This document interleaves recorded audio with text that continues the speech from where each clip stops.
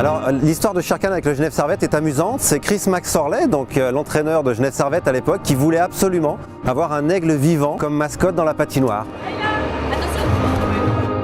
Au début, très honnêtement, je ne croyais pas que ça serait vraiment possible parce que les aigles ont peur du bruit, du monde. Et on a eu la chance de tomber sur Shere Khan, qui est un oiseau qui a peur de personne, qui n'a pas peur du bruit, qui aime ça au contraire. Et avec lui, c'était presque facile de le faire, mais on a eu beaucoup de chance de trouver un aigle comme lui.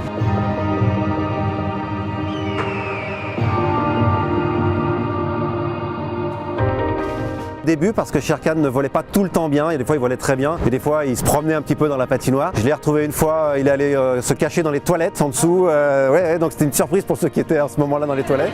Alors, qui c'est qui veut faire une photo avec Shere Khan? On est allés tous ensemble? Allez, à la voiture.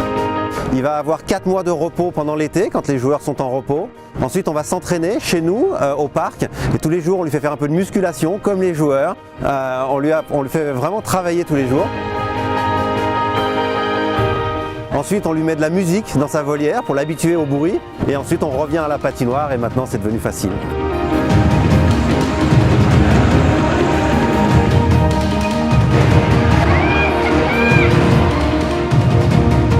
Et il y a 15 ans, ça s'était jamais fait. J'ai cru que c'était une blague.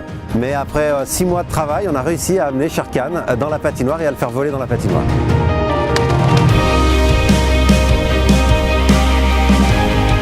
Même les joueurs adorent le faire voler aussi quand on fait des événements avec eux. Et puis il y a toujours cette petite superstition de quand Shere Khan vole bien, on va gagner, quand Shere Khan vole pas bien, on va perdre. Donc Shere Khan c'est vraiment devenu un monument du club. Ouais.